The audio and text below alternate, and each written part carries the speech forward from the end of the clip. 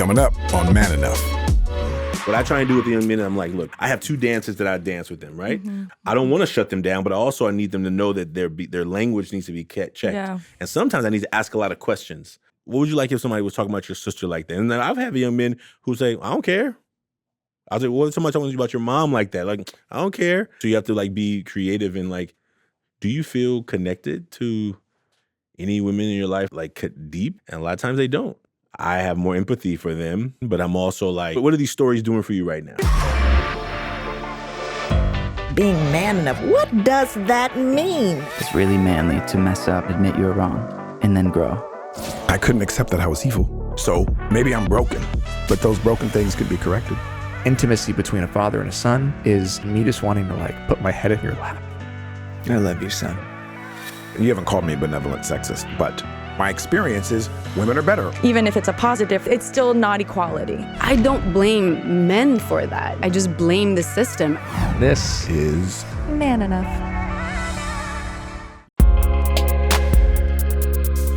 hello and welcome to Man Enough. oh my God, I'm Jamie Heath. you are out your mind. Hello. Hello and welcome to Man Enough. No, That's good. I'm not sure you can do that, Jay. Hello and welcome to Man Enough. I didn't sleep well last night. I'm Jamie Heath. Oh my God, where are we right now? Why don't you introduce people instead of talking about my voice? Like, I thought we weren't introducing people at the beginning of the show. No, anymore. I mean welcome people. You know, on the show. You know, Hi. have you? I was starting to. Welcome to Man Enough. Liz, please take over. I beg you. I'm happy to be here. I love this. What are you looking at? I'm just trying to pivot into our She's guests, and I'm scrolling TikTok in her struggling. brain. She's scrolling. Yeah, I'm scrolling TikTok on the inside. By the way, really grateful for our guest today. My water bottle is back. She's back. She's back. Big Bertha. Okay. Is that her name? BB. Oh, Big Bertha. Big Bertha, maybe? All right. I feel left out. Anytime she's there, I feel like she sucks all the energy out of the room. Oh, She's my. stealing my thunder. All right. This is absolutely crazy. We have a very special guest on the show today who is a friend and a man that I personally look up to. We met a few years ago when I was a guest on his podcast, and I was so touched by his spirit and his humility and his story and the work that he does on a daily basis that I invited him to come and join us on our podcast.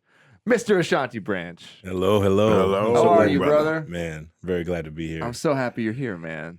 I'm so happy you're here. So Liz, very happy. Liz, would you tell our audience a little bit about Ashanti? Ashanti, I'm a huge fan, by the way. Ashanti is a very accomplished speaker, nonprofit founder, activist whose work with youth has been featured at South by Southwest, CNN, Sundance Film Festival.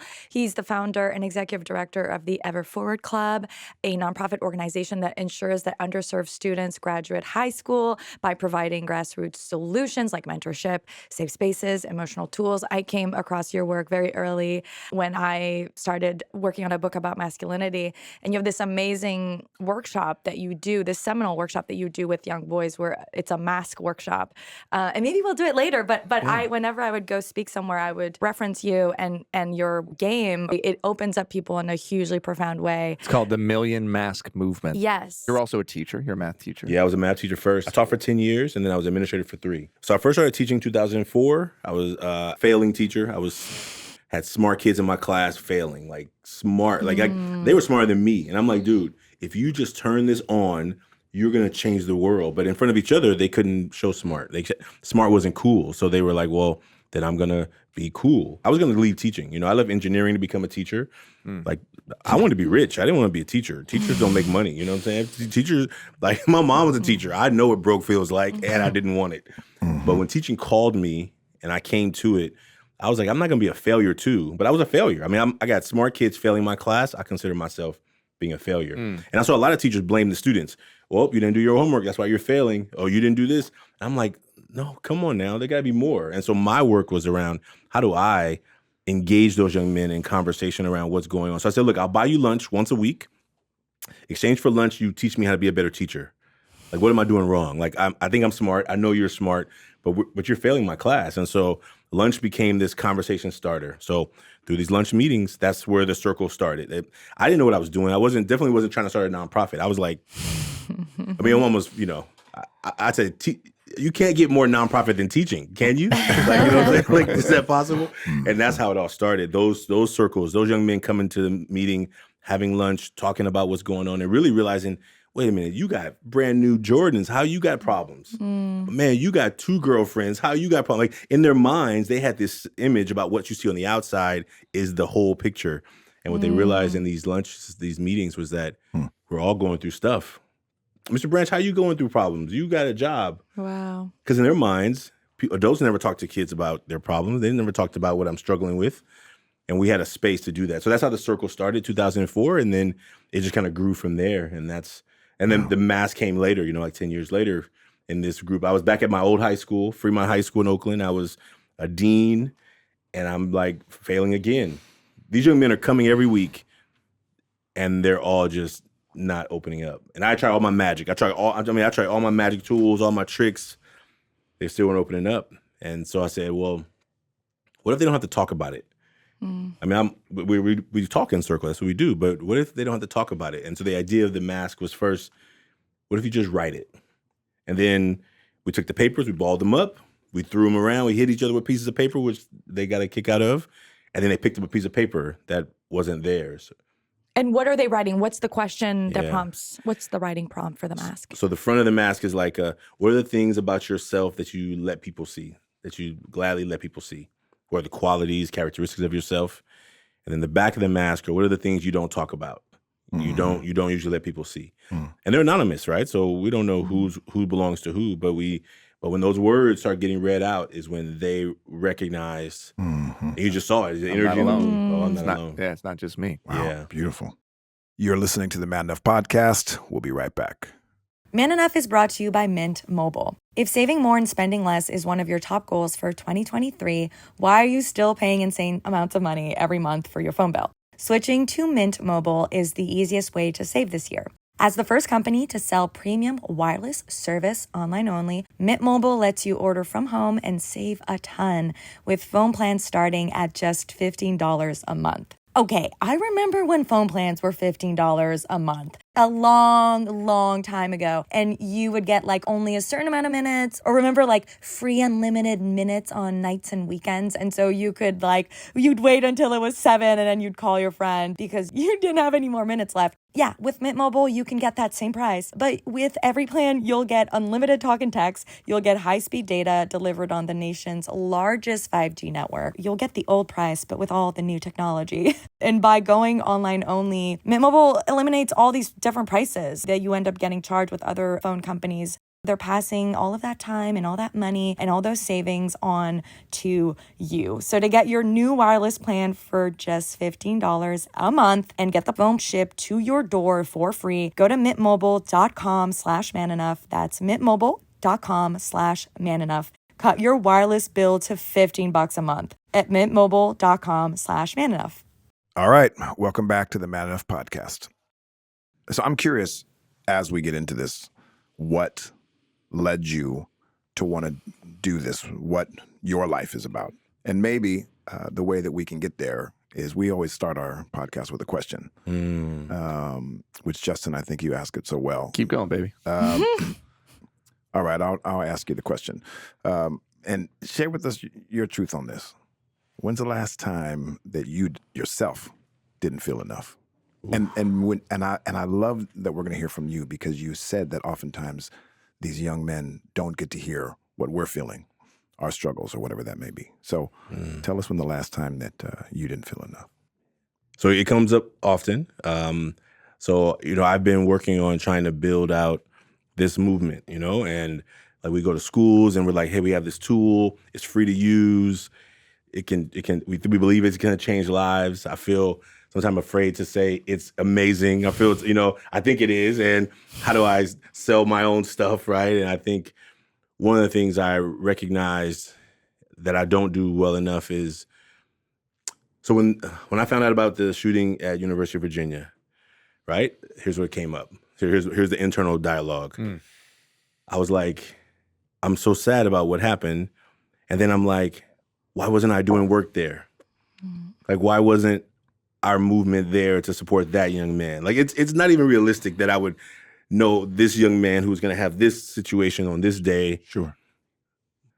But I feel like with a movement that's going to, hopefully, that is helping people recognize that there's more going on behind the scenes than we can see, like everybody should do it.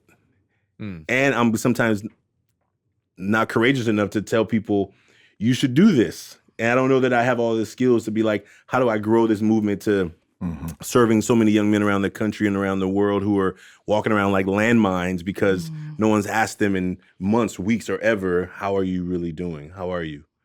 How do you feel? So sometimes I'm unrealistic with my expectations of myself. And when I read the article, my brain went into the narrative, right? So I played football. I was on a sports team.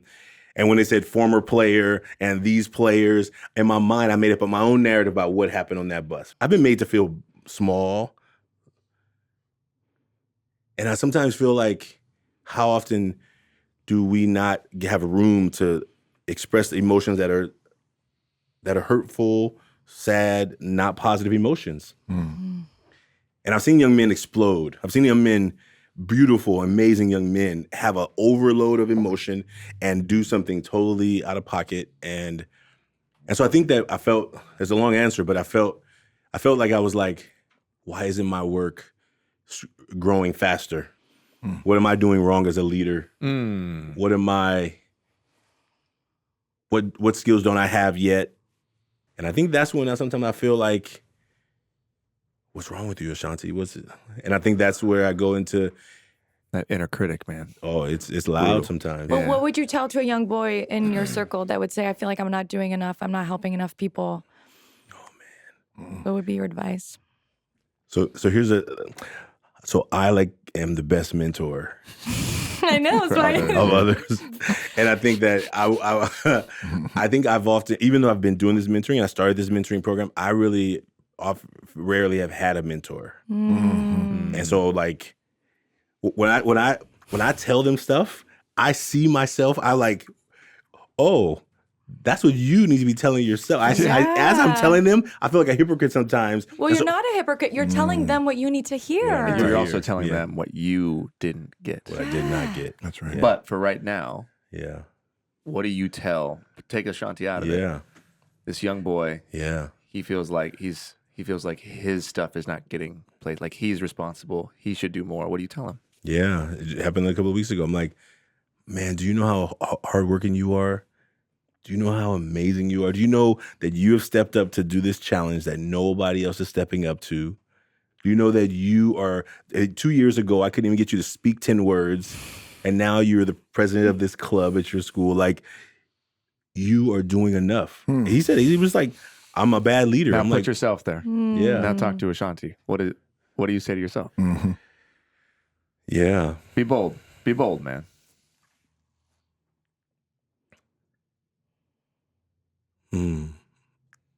Like you,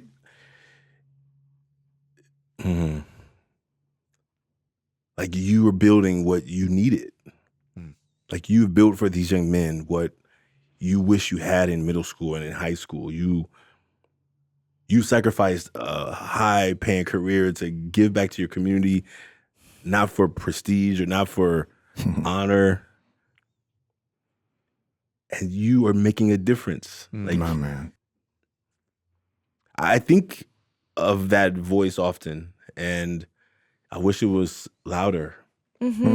You're doing so much for others, but you need that support too. And so, whether it's like you're all about mentorship, but do you allow yourself to be mentored too? There's this older guy. He's way older than me, like an elder to me. He said to me, Ashanti, how heavy is that crown on your head? What? What are we talking about? I'm on this little conference call. I'm on Zoom, and I'm like, what are you talking about? He's like, just answer the question. How heavy?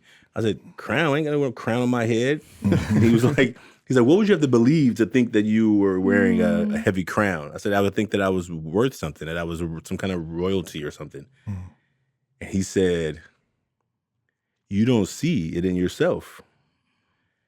And literally in Starbucks, I was like trying to keep my eyes dry because I'm in public, and I literally had never heard anybody pour into me like in those words. Like you, like, and I think that is what I try and do for these young men. I know what it feels like to not have it, And so I have the words. I have the desire to help them in their life. And I think what I get to do now, and then thank you for that. Thank you for asking me to talk to myself. I'm oftentimes busy doing work for others, and I don't often slow down enough to like even just recognize that rest is part of this work too. But also that the support that they need is the support that you also need. Right? Yeah, I'm getting better at it. I'm getting. I've been very bad at it. I've been very you bad. haven't been. It's not about bad. You're great at it, but you're letting you're putting everything out, and you have to receive as well. There's so many people who want to offer you the mentorship, right? That these boys, maybe sometimes they tell you, "Oh, am I just a burden, or it must be annoying?" Maybe that you have some of that internalized stuff too, but you know how amazing it is to give to them, and so people are want to do that for you too. Yeah. So let me ask you. I don't know if I've asked this question in our circle, but it's something I've thought about. Oftentimes when we ask someone, when's the last time you didn't feel enough? The answer is something that we could respond and say something and remind you that you are indeed enough, right? I'm curious because we also want to be better, continue to grow. If I were to ask you the same question and saying, but what is something that you feel that you don't do well enough, that is truthful? That's not, I can refute it and say, no, dude, you are doing the work. But rather, I ask my son this oftentimes, tell me how you're not feeling well enough. And I'll remind him, you are. Now tell me something that you're not doing well enough that he can acknowledge so that he can strive to be better at it, right? Not for me just to say, no, you're enough, but rather a truth. Yeah. Is there something that you could answer? Say, what don't you do well enough? That you recognize you don't do well enough and that you need to be better at? Yeah. I don't honor myself for the hard work that I have put into this organization over the last 18 years. My goals are always 85 yards that way. Okay. And so I don't recognize that. But like last year, I was 85 yards back that way. So I always, the goalpost always moves. And so I don't honor the hard work. So, and I appreciate that. And I don't mean to cut you off. Yeah. But is there something tangible, like there's daily diligence to wake up in the morning and be like, okay, Jamie, you're really good at a lot of stuff, but here's some things you need to be better at. I don't show up for my mother, and I'm not doing it good enough, well enough. I'm not enough in that stage. So I acknowledge that so that I can indeed be better. Thank you. Thank you for that. That helps a lot. So I was thinking about this one this morning, actually. I don't take care of my health like I should. Like I don't. So I have food addictions, right? Like that I've let, and I go to food for comfort when I'm like stressed or when I'm like not wanting to deal with something. So I know how to eat right. I've been on the roller coaster. And so I think one thing that I'm working through, even this morning, I was like, Ashanti, you're climbing up the scale again. You're climbing up again. When are you gonna stop? You gotta stop. You gotta stop. You gotta, it's just, I'm not working out as much as I want to. I love going to the gym. I love sweating. I don't do it as much as I need to for the life that I'm trying to build, for the longevity that that I want to be here to see these dreams come true. It's a slow death, one bite at a time, And I'm not making good decisions around that. Thank you for sharing that. I appreciate that because I do feel that as mentors of young boys who are learning how to be men, one of the things we want to remind ourselves of our value and our worth and what we can contribute to society and our unique nobility and tools and talents that we can offer. Yeah. But in order to do so, we also have to look under it and the things that we can be better at. That's right. And for not someone to say, oh, you're enough, but rather you are enough, but this is the things we can do better so that we can hold our boys accountable. Yeah. Right. And not feel shame for saying, I struggle with this. Yeah. whatever it is that those individuals may struggle with.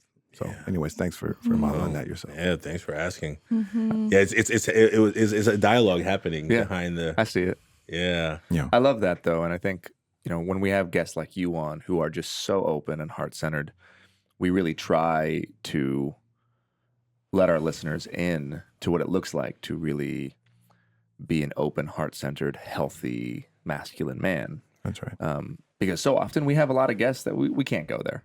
We can't go to the places that you just went. As much as we try, as much as Jamie prods and pokes and we try, it's not anyone's fault. There's just different levels, and every man is in their own place. And so when we get somebody who's willing to just go there, it's important for us to allow that to happen so that we can see, like, oh, you're doing all this amazing work. You are changing the lives of young boys, and yet you're also able to articulate some of these things. But I would love to transition from there, because as we know, all of these things, whether it's food addiction, work addiction, porn addiction, gambling, alcoholism, it all starts in our childhood. It all starts in our childhood with a general feeling of not enoughness. So can you tell us about your childhood and what you went through and So I always tell the story, like, I was raised by a single mother on welfare. We were poor. My father died before I was born. I say those sentences really fast, but those are loaded, right? Yeah. They're so loaded. I've gotten good at saying them really fast, like, oh, no big deal, but like it was a big deal, So my father died he died 3 months before I was born, and your poor mom.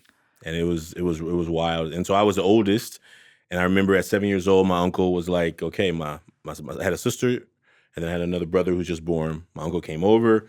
And he was like, my uncle was my favorite. He was like super strong. He would always just throw me in the air. I was a big kid. I've been this size since I was like 5, So he's the only person who could throw me in the air. Your uncle? Was he the Rock or something? Yeah, he like that. Like that. Those arms. All I remember was like he would come to the house. Nobody picked me up after a certain age, because I was a big kid. But he did. He came in, he would grab me, he would throw me in the air. You almost feel like you're gonna bust your head in the ceiling. I never hit the ceiling. It was like, I don't know how he did it, but I loved when he came to the house because there was no masculine energy in my house. It was my mom and then my sister. It was right. So it was just me, always just there, right? And so I remember I was 7. He came. I heard him come up the steps because he always announces himself. He gets to the door, open the door, and I'm like, "Let's go." And he looks at me, and I remember my brother was on the couch because my brother had just got home from the hospital, and he looked at my brother on the couch, and he was like, I remember him getting ready to, and then he just stopped. He was like, "I can't be throwing you around anymore." He was like, "You gotta be the man of the house. You gotta take care of your mom and your sister and your brother." And I think, I feel it again right now. Oof. Yeah, I feel it. He said, I was like, what? Like, when did it all change, right? When did this all just happen? And I remember that was when his connection for me really pulled away. And so I was like, this doesn't make any sense. Like, I'm barely figuring out how to be a boy at 7. Like, how do I know what to be a man? Like, how do I take care of anybody else? I don't have any responsibilities, and all that stuff. It's just like a lot of swirl of thoughts as I think back. But I remember where it really began to take off was like, so these new rules, right? So, okay, you got to be the man of the house. You got to be in charge here. I'm taking care of my siblings, helping raise them. I remember going to school like shortly after this incident with my uncle, and I was like, my teacher was like, everyone has to raise their hand to go to the bathroom, and I raised my hand, and she was like, no, you can't go. And I was like, what? All these other little kids in this class, I ain't no little kid, I'm a man. And I walked out. I walked to the bathroom. I was like, you can't tell a man what to do. I'm the man of the house. And I just remember getting in trouble that day from my mom. She was like, how dare you walk out of that teacher's classroom? I'm like, I'm the man of the house. What are you talking about? Like, I'm not a little kid like those other little kids. Those are all little kids. And I remember that rule on me was like, and my mom has to try and nuance the rules, right? Okay, in the house, you're the man of the house, but you have no power in this manhood that you are given, this responsibility that you're given. You're going to help take care of your siblings, but you don't get to make any big decisions, and people still can tell you what to do. And so it was like I was dancing in these different worlds, But I think even more so than that quick story, I just want to at 7, so it was around 7 or 8. Those are the ages that a lot of this stuff happened. I found this magazine walking to a grocery store in Oakland, an abandoned lot. And I was like, it was something you couldn't unsee.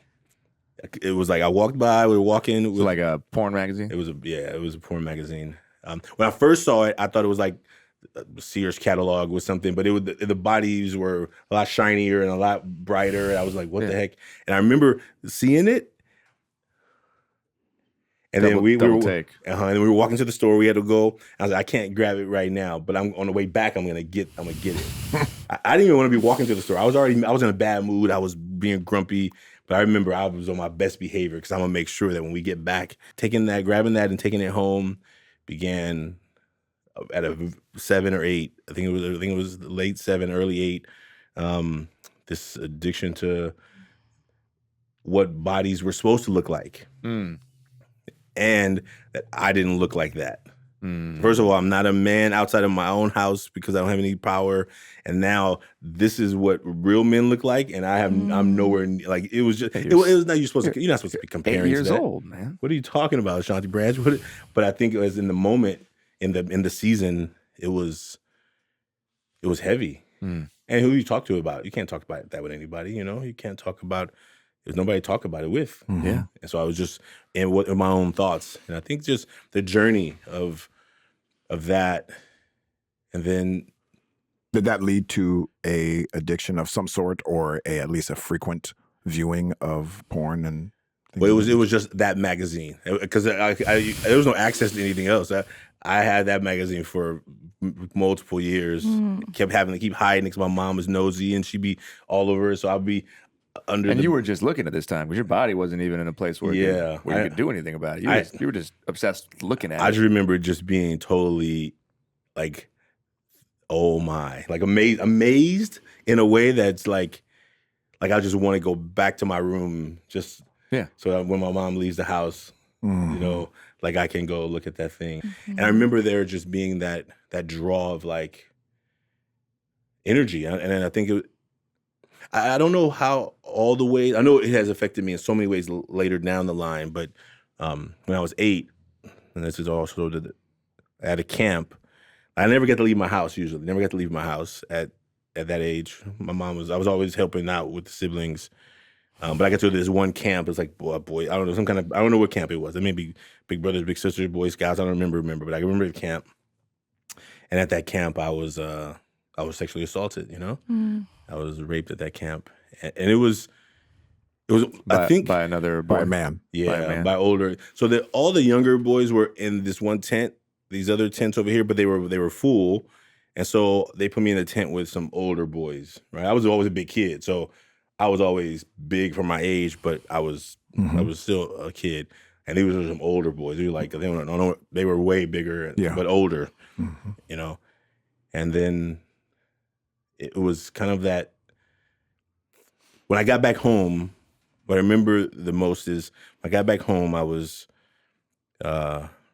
just like, no one can ever know about this. This can never be talked about. I remember just being in the bathroom when I got home, because I was dirty from the camp, and I was in the bathroom, I was crying, right? And I remember my mom was like, "Are you okay?" And I was like, "Oh no, I just hit my head on the shower. I made up a lie, right?" And she's like, "You sure?" I said, "Yeah, I'm good. It's good. I'm okay." And I remember like having to, quickly, because my mom, you got to answer her within milliseconds. So the lie has to come out quick, right? So hit my head. I'm okay. You're fine. You sure? Yes. And I remember like knowing that she can never find out about it, and that like. Began to, let's say, push back. Once the pain went away, once all the pain, I had it in my mind for days or whatever afterwards. But once the pain went away, I think I'll say God helped me just to put it to a part of my brain where it wasn't like I wasn't carrying it through life. It wasn't like I had been like every day remembering that thing. It wasn't. It was a program running in the back of your mind. It was playing in the back. Yeah. Yeah. So all my connections and friendships were thwarted through this pornography, this situation that happened to me, And I think that it's been a wild journey, you know. As I began doing the mentoring work, I think deep down it was like, I don't want anybody else to. I don't know what these young people are dealing with or carrying or grappling with, but I don't want them to feel like they have to grapple it alone. And even though I never shared anything like that with them, as they began to share things that they had been through, I began to like really see them, right? Like just know that, and then be able to have the words that I wanted somebody to say, like, it's not your fault. Like, you are not alone. Like, you don't have to carry this by yourself. But so I think it was like doing for others what I wish somebody had done for me, right? When was the first time you were able to share and talk about that experience? How long before you told another person? Yeah. So I'm trying to think. So when the memory of it came back, I was doing a mentoring workshop in a circle with some men. Wow, so you had gone through college, you'd been Yeah. a teacher, and you were now being driven to mentor young boys and men. Yeah.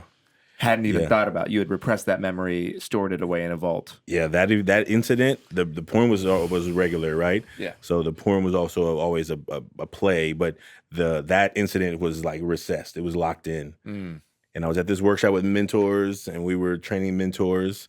And the man next to me shared a story about what happened to him. And I was like, I was moved. It was, you know, he was crying, I was crying. There was men in the circle who were really feeling it. And I remember like that going home that day, and I was like, that man, just his voice, what he was saying kept ringing. And it was that night. I went home and I was like, I remember going in the bathroom and washing my face. I remember it was just like, and I looked in the mirror, I was like, why is that story singing? I mean, it was a powerful story, so nonetheless, but why am I thinking I want to reach out to this man and, you know, check in with him? And as I look in the mirror, I was like remembering being 8 in the mirror. You were in the bathroom. Crying. Yeah. And I was like, oh, that's why I'm feeling so connected to this story, but also to that man. And yeah, and that's when it finally, Memories came back. Yeah. And it was like, oh, wow. And I think that for me, you know, I was like, okay, nope. This can't go anywhere. This has to, you gotta lock it back away. That was your first response. Yeah. How do I forget this again? How do I? And I started remembering 2 things. Like, maybe no wonder people and these young people like, I see them when they share their stuff that they're going through, they've been through. I see it, I feel it, I deeply connect with it, but I didn't share any story with them or anything like that. And I'm like, this is your work. But then the other side is like, you can never tell this to anyone, right?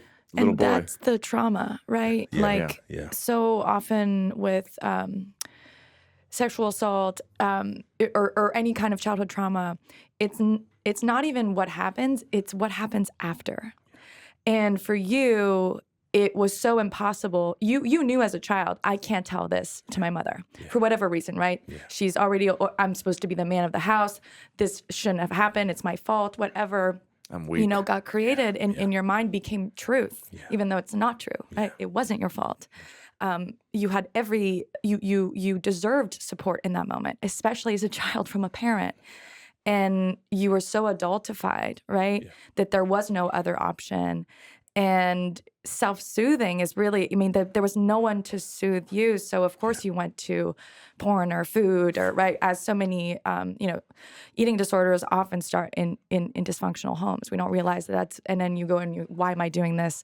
Why do I have this problem? Yeah. And then you're using it again to self, attack. But it really is as a result of what happened, and the lack of support that you had in that moment. Yeah. I'm curious how this, well, first of all, thank you so much. Thank you so much for sharing. I'm sure since you have shared it, I'm sure at this point in your life with others, there have been others that tell you and remind you that it was not your fault. This should not have happened to you. You should have had protection around that and been honored and been safe. Yeah. And I'm so sorry that happened to you. I have similar experience in my life. I won't go into it now just because I have before. But because I've experienced it, I'd like to know this. in my life, since I had inappropriate things happening to me from a very early age, 7, up until I was 17, it shaped the way I saw things in myself. Yeah. It shaped the way I saw women. Yeah. It affected my life to the point in my adulthood I blew so many things up. Yeah. So you get to work with these young boys. Yeah. Tell me how you are seeing them. How do they operate in the world and see women and see the girls around them, how they posture and walk through? Because it's interesting, when you started, you were saying they all come in as a 10 and you see them, they're failing and they're going through this and they still posture as if everything's fine. Yeah. How do you see them in that, and how do you mentor them to see women not as objects, to not try to then emulate the men that are superheroes to them, that in fact are not the best representation of our nobility? Yeah. What's your thoughts about that?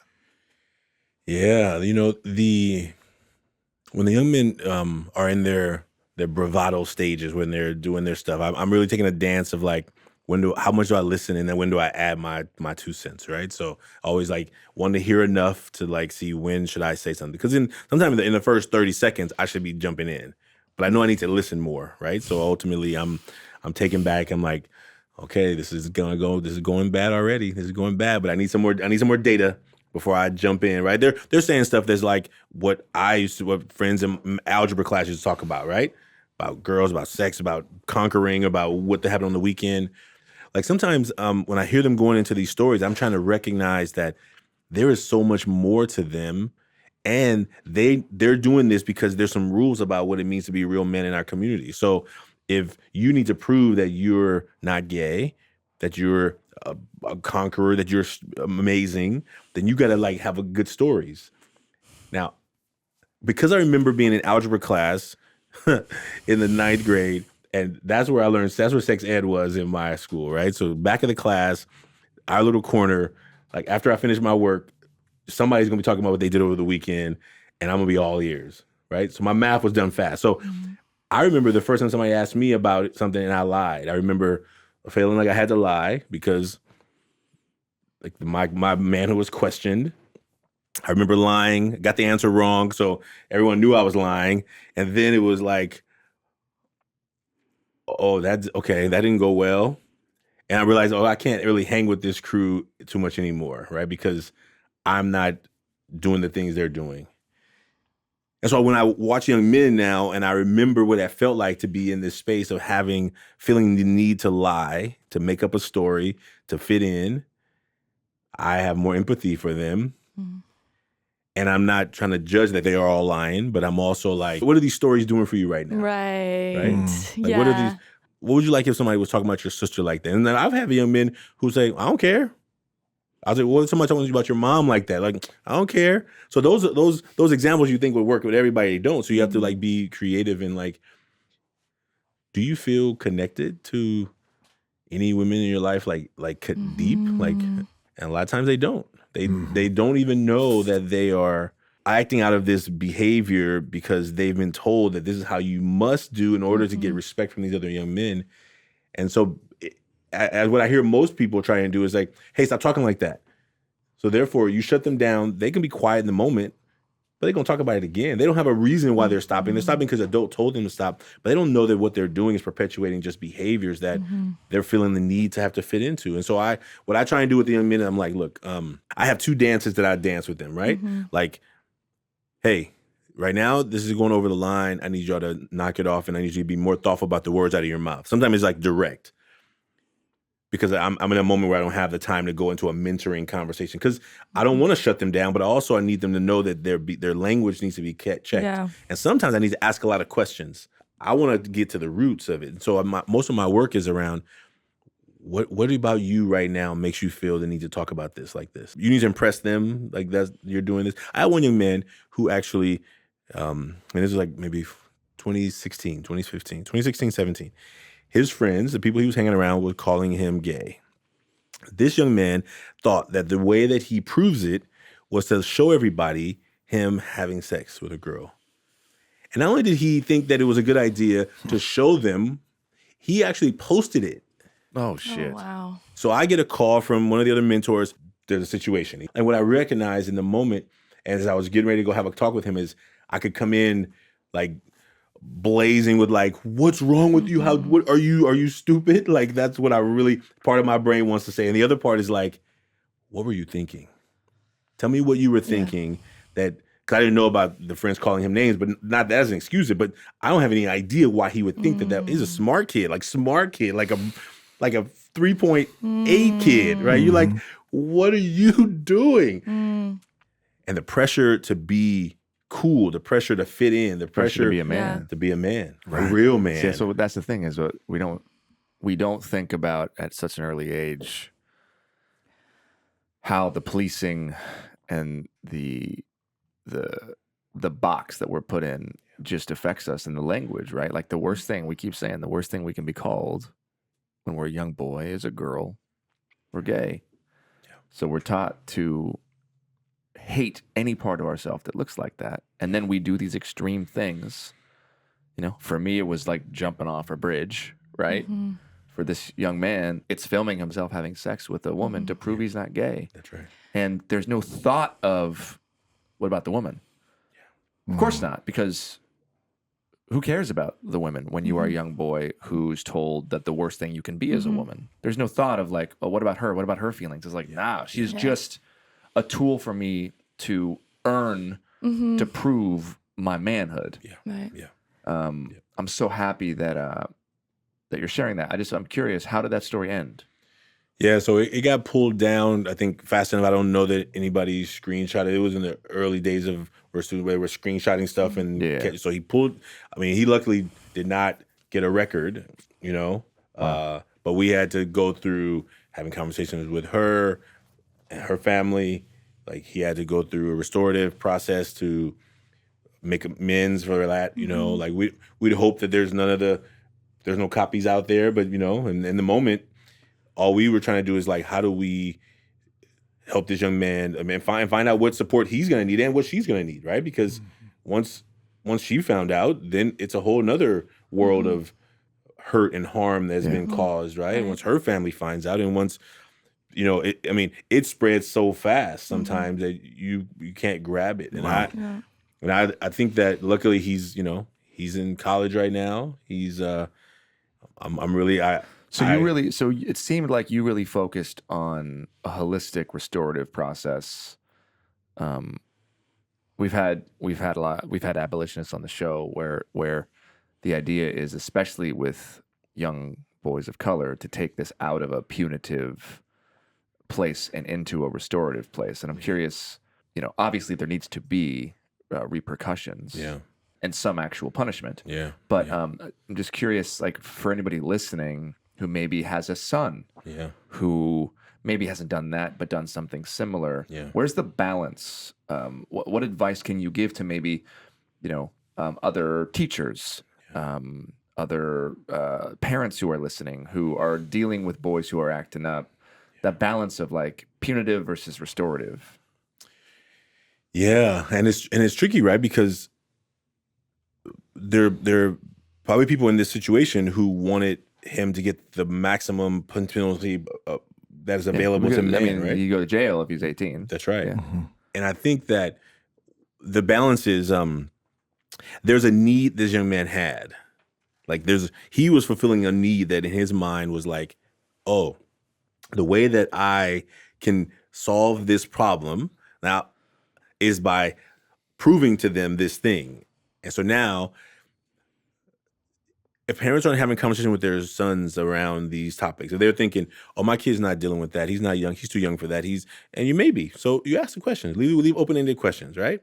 What are some things that are coming into your mind? What are some things you're dreaming about? And I think that oftentimes, like, our kids are growing up faster because they have technology that's very different, right? There's a very big difference. Porn in your pocket. It's right in your pocket all day long. In your pocket. Whether you're looking for it or not. Like, it's going to pop up somewhere, right? It oftentimes does. And sometimes I think that there's so many pieces of it. And I think what I try to do, I think if I get answer the question right, I think I want to say with parents, I do a lot of work with parents and teachers. I think we go into punishment because it seems the easy way.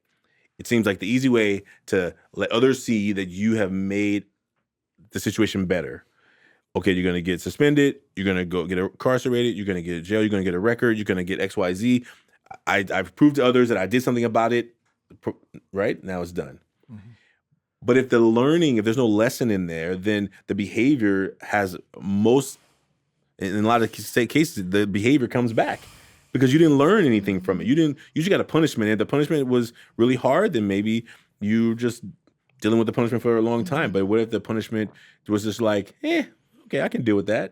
That's all I'm going to get for that thing that I would do. Then for the benefits I get, for the brownie points I get with my friends, if that's all the consequences, I may go back if I don't have a deep process. And I think sometimes with restorative processes, the way I see them is they give people the tools. Here's what you want. Here's what you say.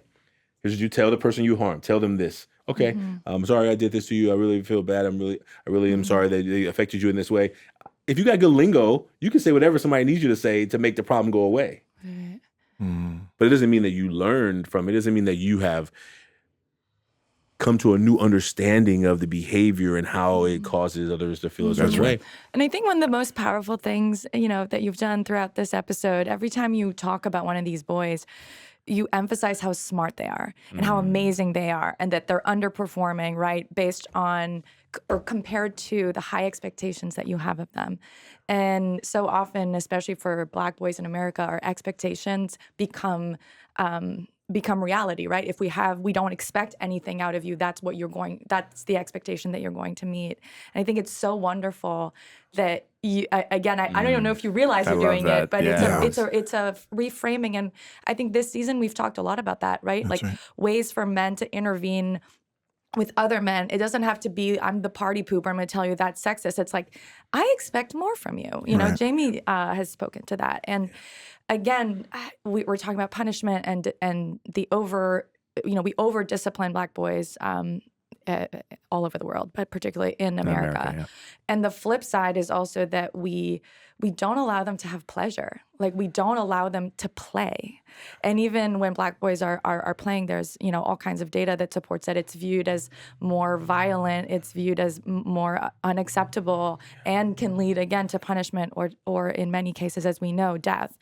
So how can we create a culture of care for Black boys so that they don't end up trying to meet these expectations in ways that are unhealthy and instead do it in a joyful, positive way? It's a great question. Yeah, one of the things that we did in Ever Forward when we first started was to make connection okay, to make feeling whole, to feel like cared for, to feel loved, cared for. Like, I think in our end of our meetings, when we would have the first meetings, it was like, all right, give up some hugs, right?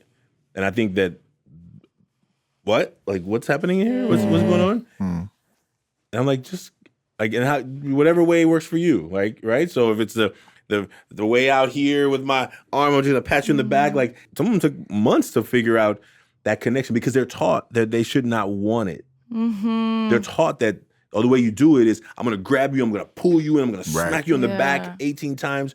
Then I'm gonna make I have to hurt you. Right. In order to show that I care about you, as opposed to or to get touched, right? Or to have that connection, touch. that physical touch. Yeah. And I think that part is just like, okay, what's up, man? Give me a hug. Okay, see you. Have a good one. Okay, all right. And I think that for a lot of them, when they come to the meeting the first time, like new members, when they come at the end of the meeting, I'll say, all right, give the hugs, and then some of the new young men are like, what's happening in here? And they need to be invited. They need to be like, I say, hey, you go ahead. Yeah, it's just part of the, and they may feel uncomfortable. They may feel like I'm not doing it. They may feel, and there's no pressure. No one has to, but they see the other young men are doing it with joy because it's a way that we connect. And I don't have to hurt you to be connected to you. I don't have to like make you feel like this is pain.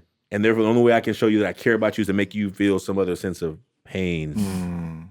And so I think that's how we do it. I think, what if you thought that the way you show love is to hurt somebody else? Then maybe that's the behaviors that you will portray in all your relationships. That, that's the way we talk to each other. And so I tell them when they have time where they're being really rude, middle schoolers are, we have a lot of work to do in middle schoolers for this. So they they rag on each other. I remember being there. So I'm like, oh, that's what we play. I'm like, well, no, we don't play like that here. Right. That's what you play when you're not in circle with us. Great. That I'm gonna leave you to that to make a decision about that. But in here, we don't need to put somebody down to make ourselves feel good. Yeah. Wow. And that's the work. I had some young men who were super amazing, but they didn't necessarily see it in themselves always. And so, and then when we came to circle to check in, no one checked in. Like everybody's a 10. Like I'm a 10, you're a 10, everybody's a 10. I'm like, no, you're not 10 today because I'm the dean, right? So I get all the suspensions, referrals. I mean, my young man got kicked out of 5 classes today, and he came in the meeting as a 10. And I'm like, brother, you're not. If that's a 10, I hate to see when you were 5, right? Because you got kicked out of every class except PE today. How is that possible? Like, but in front of circle, they got to keep face. They got to they have an image they have to keep up. And so I was like, how do I get them to go deeper? And that's how it all started. That was the mask movement. And we didn't have a name then. It was just, I mean, I printed masks. So they didn't even have to draw a mask. It was not, I wanted the lowest level of engagement I needed was like, just write a couple of words. Yeah. If I can get you to do that, then we're gonna at least get somewhere. And, Right. And when it worked, I was like, wow. Yeah. Yeah. And that's beautiful. the beauty of support groups, Yeah. you know, that you created in this respect. And that, you know, again, people who are struggling in all kinds of 12-step programs, one of the reasons why support groups are so useful is that when you're going through something, you're so focused on that and the pain of that experience. And obviously that's painful. But then I think subconsciously we don't realize that what we're thinking is that no one else feels this way. Yeah. And I'm the only person who's broken and everyone else is whole.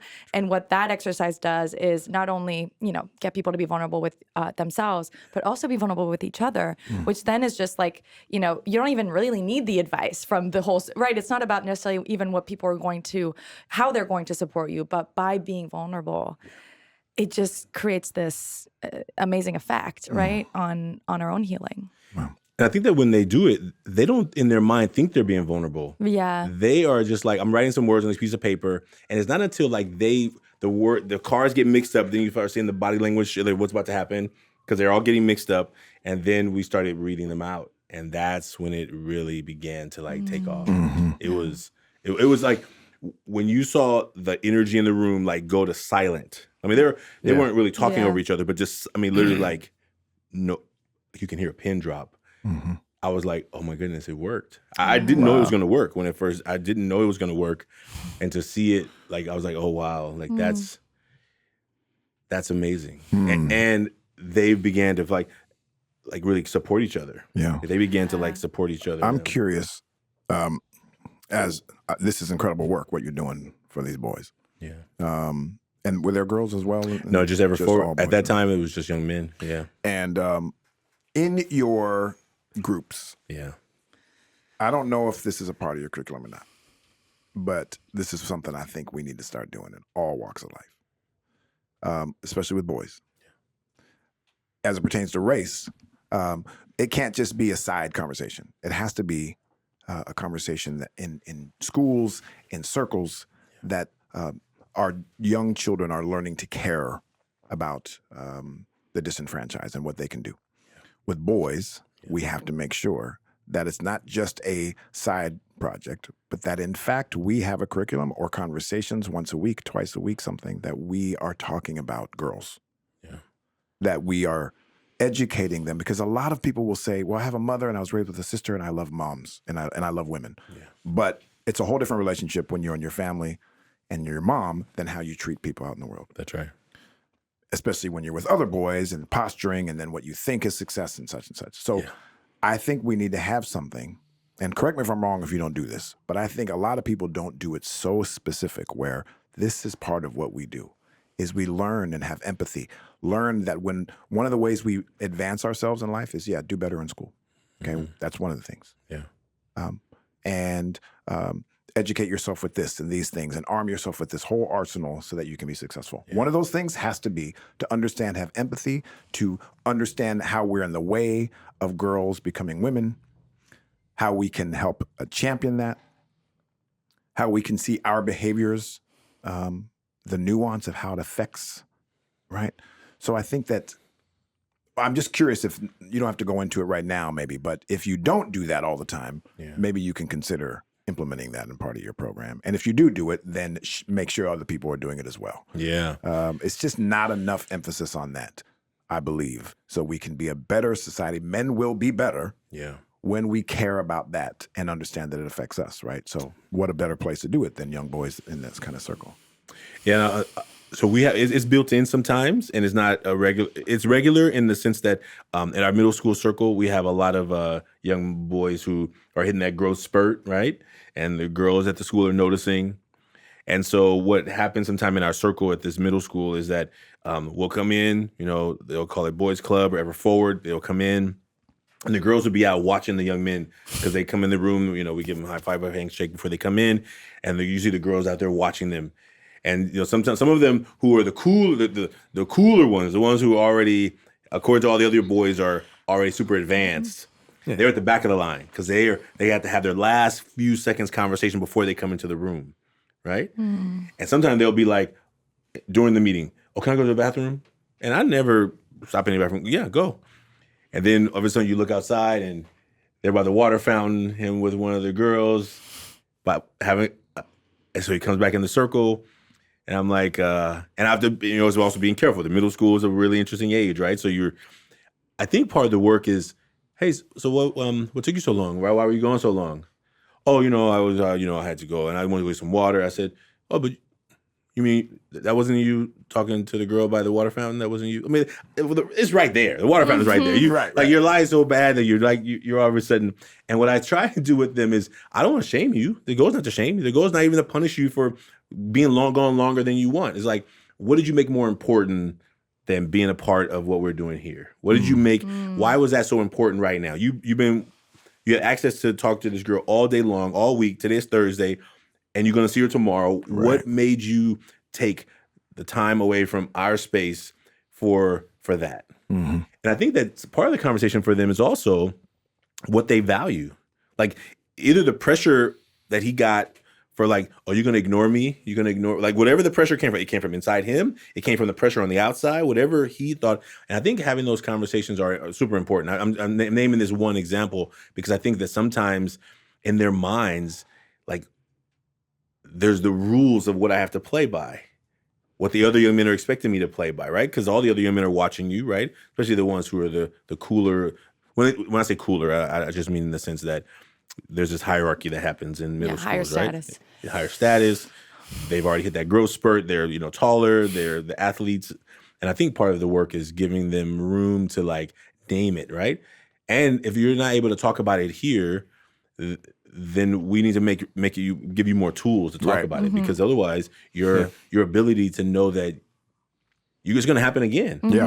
Mm-hmm. Like if you would leave us to go for that thing, you may leave another relationship to go for something else because you're getting drawn in by and is it part of your age development? Yeah, some frontal lobe stuff in there, and it's some like value stuff. Oh, I got to talk to you later because I got to be back here with what my commitment is. Right. And helping them just wrap these conversations around their commitments and their values too. Great. I like that, and I also agree there could be some work to be done in, what is a woman? What is her value in the world? What are the things that she's, things that nobody ever talked to me about when I was all 11, of my friends, 12, dude, I'm sure old. with you, posters all over the wall. You'd have superheroes. You have a basketball player. You might have Malcolm X or Martin. You might have Bill Gates. I don't know who it is. Men that were mentors. And then you had swimsuit models. Yeah. Those were the girls that were on the walls. Yeah, 100%. How do we, as a culture and as a family and at schools, make sure that the boys are also seeing on the walls and what's in their mind? Just reframing. I like that. I think there's two classes. One would be that, and the other would be not sex ed, but porn ed. Yeah. Explaining to young boys what porn does to the brain. Yeah. And you can also bring in social media. I talk about this in Boys Will Be Human. I have a whole chapter on dopamine. Okay. And the algorithms at play with social media and how we're all users, and especially porn. How we are users, like drug users. And we think that we're in control, but we are not in control. But I think that also would be a really helpful thing, and they could go hand in hand. So if you're listening to this, if you have any power at any school, or think about porn ed, that's right. We need that. Okay, I would like to do an activity that we first did together. Yeah. And I think it would be really sweet for us podcast hosts to do the mask together and walk through for the audience what we're doing. They should do So it with that us. Grab a paper. Unless you're if you're driving. listening. Yes. But more than that, if you are a parent or a mentor or an uncle or an aunt, it's an activity that I think we should be normalizing and doing more. And if you want more advice, if you want to download some of the masks, where do they go? They go to millionmask.org. Millionmask.org. Okay. Yeah. Ashanti, walk us through this. So you can just fold the paper in half, like, hamburger style. It just helps you have a left and a right side. And the left side, we're just going to write on the top front, and the right side will be back. And we're going to start on the front. The first step is to draw a mask. So whatever you draw is perfect. If you're... It could literally just be a circle. Could be a circle. Okay. Yeah, no grade here. On the left side, which is the front, we want to think of the mask as the representation of us. So whatever is drawn, just think of that on the left side. And I want you to write 3 words or phrases that are qualities of yourself that you gladly let the world see. What are 3 words or phrases that are qualities of yourself that you gladly let the Just world... anywhere on the page. Anywhere on the page. Anywhere where you want to write it. Yeah. And you gladly let the world see. And then we're going to move to the back. The back are the things that we don't usually let people see. Okay. What are 3 things? And, there's a spectrum of things, but, we invite people, write 3 you feel comfortable writing. You're not going to put your name on here, but 3 things that you don't usually let people see, you don't usually talk about. Maybe you want to talk about them, but no one ever asks. Whatever range of, like, how you process the things you don't talk much about. But don't write anything that you feel is, like, going to make you feel like you're having a vulnerability hangover, Right. Oh man, every time we do the podcast, we have vulnerability hangovers. Overshare. Yeah, I generally drive home. I live about an hour and a half away. I generally drive home when we do these blocks of like shooting 12, and I'm just so hungover, and I'm like, what? Yeah, what takes did a lot. I do? Okay. Okay. Now you can just close it Okay. and maybe just put it down there. Man, this is so interesting. It's hard for me to write something on the back. Jamie, I got a question. Because this is actually beautiful, because it happens in workshops. Wow. I have workshops where people say, I don't have anything. And your friends, you've told them before, maybe they've already heard it. What I would ask you is, maybe you're already like 3 steps down the line. Like, are you worried about what we're going to do next? Do you have any worry about what we're going to do with these papers? Is that what's blocking? No. Okay, good. So that's one thing I would say. Oh, there's lots of stuff like if I think things I'm ashamed of or things like that. Okay. But if it were like things that I don't want people to see, like I'm like, okay, I took my clothes off a long time ago. Not to, and I'm just like, here I am standing naked. Fantastic, beautiful. But then leave it there. Leave it there. Trust that is a beautiful place to be, Yeah. and there's no pressure. I think that you don't like to. You're afraid of not being able to solve all the problems. Sure, there are those things. Yeah. I'm afraid of you not talking into the right place of the mic. I think it's the other side. No. I think it's the other side. I'm sorry. No, it's right here. Yeah. Okay. But I'm not afraid of people. So how about I do this? I'm gonna do this. I'm gonna give That's you. all right. I'm sorry to make it about No, me. you're no, but it's actually it's all about you, great. and it's all about all of us together. So do this. Close the book. Close it. Because this is even better. So I'm gonna call your wife right now. I'm about to call your wife. I'm not saying I don't have a lot of stuff that needs to be worked on. That's not what I'm saying. I'm saying, but I'll tell you the them. things you show. I know I do the same thing. I literally wrote books where it's all out there, but there's still things that I don't lead with. Or that you don't like feeling. Okay. Feelings you don't like feeling. So the reason I wanted to take you off the hook, because the idea of this activity we created was those young men in that room. I couldn't have done that with them. Like they love you, so they can push on you. I couldn't have done that in the room with those young men. So my goal was wherever you are, exactly where you are, leave it there. And then what you're going to see next, grab this paper. So I've given you I brought a couple of young men in the room, and they're the front and the back in their mask, right? Okay. And what you get to see right now is looking at the front and the back of the mask of a young man in the world, right? That who has been willing to share his mask with us in this movement. And there is so much room to recognize that that sometimes, like, what's happening behind our mask Just holding one up. And hold these masks up. These are young boys that you have worked with. Yeah. Beautiful. Yeah. Who have made a mask. And how about we read one word from the Let's front? read it for those who are watching. Let's go ahead. I'm going to start real quick. This is from a young boy named Jay, with just a J initial. That I am a nice guy. He shows the world that I want the best for others and I need to be liked. And on the back, he wrote, I am not truly happy. I feel confused. I don't know how to make healthy boundaries for myself. Sweet boys. Liz, what do you got? I have smart, funny, responsible, On the front. and then tired, anxious, and overwhelmed. Yeah. I really. Oh. I've got hap on the front. Happy, joyful, hyped up, good, cool, all right. On the back, angry, sad, upset, on edge. Yeah. This one, he wrote a lot more words. It says, I feel good. I'm mean. I don't care what people say about me. That's on the front. And the back says, I don't always feel good. I may look mean, but I'm not. I do care what people say about me. Wow. It's really profound, this work. It's really profound. I mean, I'm comfortable. Do you guys want to share ours? Since this is a show that leads with vulnerability? Sure. Are we comfortable? I mean, Jamie doesn't have anything to share. I'm not shaming you for it. A little bit. I just think that there's. Here's the unique thing about you, Jamie. You literally lead. Your superpower, your gift, is that you lead with all of these things. And I do a similar thing. So it's hard to think about what you're not comfortable showing the world because your heart is so open and you lead with those things. And that's one of your gifts. That's why everybody loves you. So Well, let me this share mine. exercise Let me is- start with is mine. tricky. On the front. What I don't mind people saying is that I have appreciation for others. That I do believe in championing women, and that I take care of myself spiritually. The back, I couldn't find something to write, but let me allow me to do this. What I would have written on the back is that I would lie about where I was, that I was unfaithful more than people knew, and that I was ashamed at one point that my skin color was not white. I felt that for a lot of years, and I didn't want people to know any of those things. But those are no longer on my list. So this is why it was tough. I was trying to figure out but Yeah. I don't know if that's really part of the exercise, but that would have been on my list.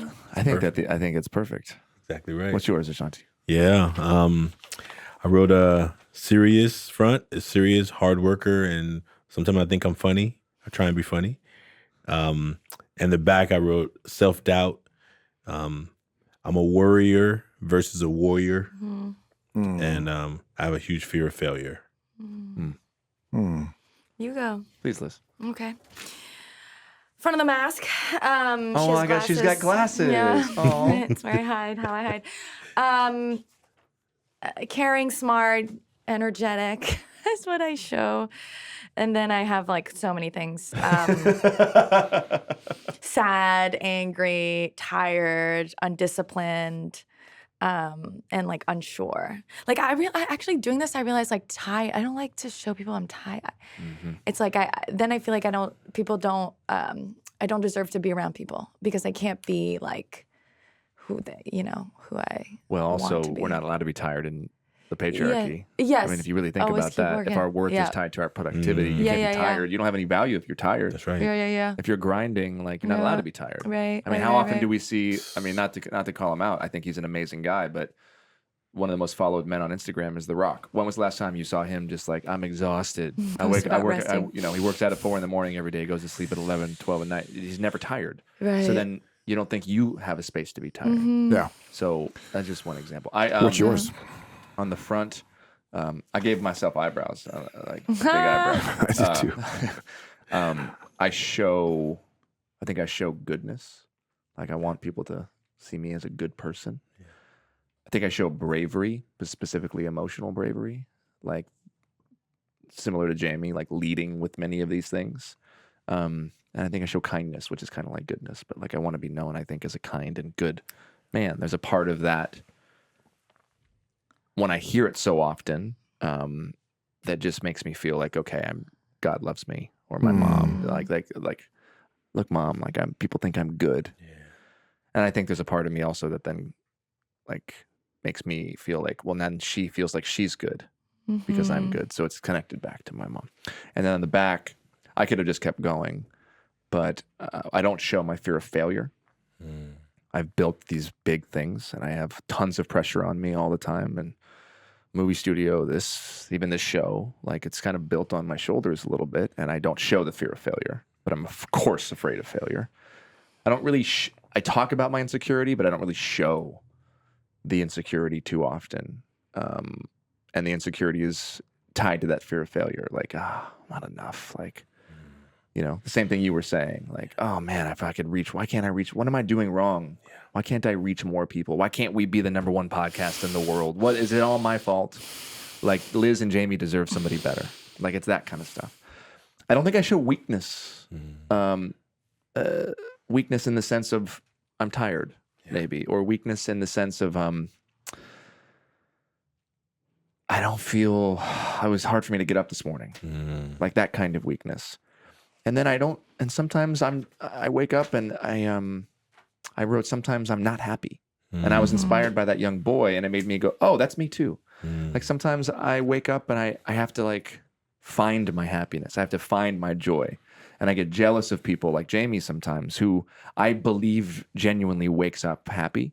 Or like Andy Grammer, who was our guest host, one of our other best friends. He has, some people have this innate joy. It's like they were born, like my son Maxwell was born optimistic. He's just like, that's okay. And he's got like a perma smile on his face. And then there's people like me who I think maybe I was born that way at one point, but then it was taken from me and I have to find it now. And it's not that it doesn't exist, but it's sometimes hard to find. And I think I'm embarrassed about that because I want to be more like Jamie, or I want to be more like Andy.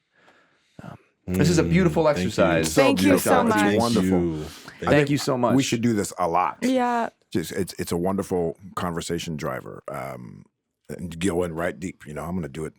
Honestly, this weekend we have a youth group happening at my house, and this is going to happen. So if you don't mind me borrowing, I got cards for you. I brought cards. So before we go, the last question we ask every guest is, what does it mean for you to be man enough?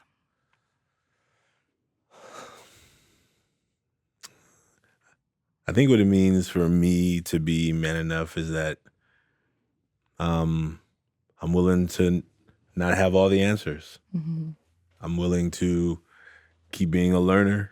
I'm willing to know that if I feel emotion coming to me, that's my body and my heart telling me that I need to be mindful of what's happening. And when I find myself wanting to push it back, I need to also be mindful that that's society telling me that I'm not allowed to be that. And so being man enough is for me to be 100% who Ashanti is. And it's not going to look like how Jamie is and how Justin is. It's going to not look like how my grandfather was. It's going to look like Ashanti looks. And I need to be okay with that. That's what it means to be man enough to me. In your own terms. You, my friend, are absolutely man enough. Yes. And let me just say this, because I know you started with your not enoughness, feeling like you are not doing enough. And let me just tell you that you are. Yes. Thank God. I don't think, it makes me want to cry. I don't think we can ever underestimate what it's like to change one young boy's life. One. I genuinely wrote this last book for young boys with no expectations except like, I just want to change one young boy's life. And the reason is because you do not know how many women and other men that young boy will influence. And only God will know those things. All of these things that we tell ourselves every single day they're through our capitalistic, patriarchal, sometimes white supremacist lenses that don't allow us to see how beautiful our work is. And you changing 1, 2, 5, 500, thousands of boys' lives, who I know you have, is literally the thing that's going to make this world a safer place.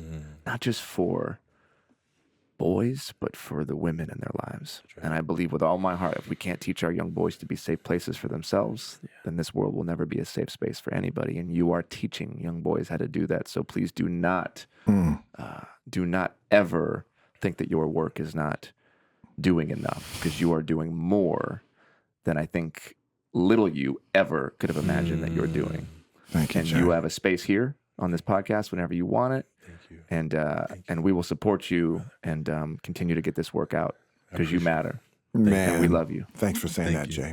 And also just to say to you that you shared something very vulnerable earlier about your childhood in your life. And oftentimes we can share something like that, and then we just move on to another subject. And every time any person, girls and boys who are sexually abused in some way, every time we bring it up, there's a feeling, an emotional feeling with it. It's not just data. It's not just facts in our life. So for those in the world, so many of us, so many people have some experience with that.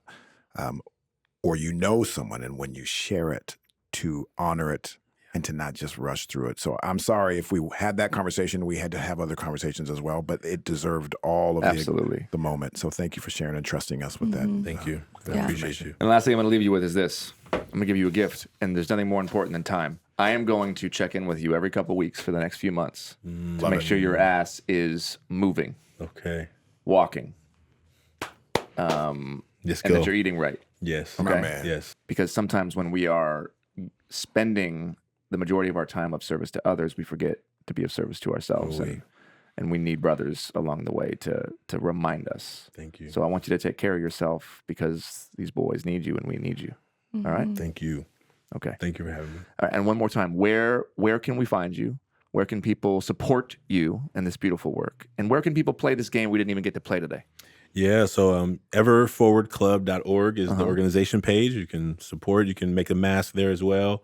On Instagram, Facebook, whatever. It's Ever Forward Club, and I'm Branch Speaks. Branch Speaks. Branch Speaks on in Instagram. this book, just not the book, I'm sorry, this game. Just give us a quick glimpse. The game is called The Adventure, Ever Forward Club, The Adventure, and it's about building connection, community. It's gamified, but it's also just questions that you can build connection with people. Which is great for kids, boys. Turn it into a game, I right? love it. That's right. So important. You're incredible. Thank you all so much. Thank you all so much for listening. Liz, where can they find us? manenough.com/podcast. And wherever you get your podcasts. I'm Justin Baldoni. I'm Liz Plank. I'm Jamie Heath. And this is Man Enough.